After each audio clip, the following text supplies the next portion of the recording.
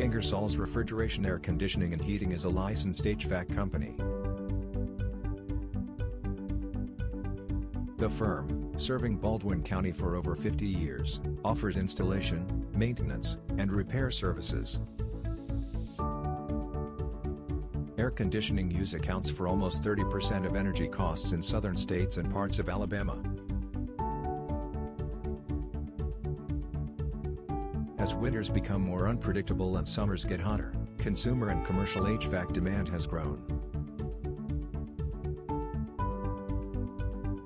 Since 1967, customers have known Ingersoll's for its dedication to long-term service relationships.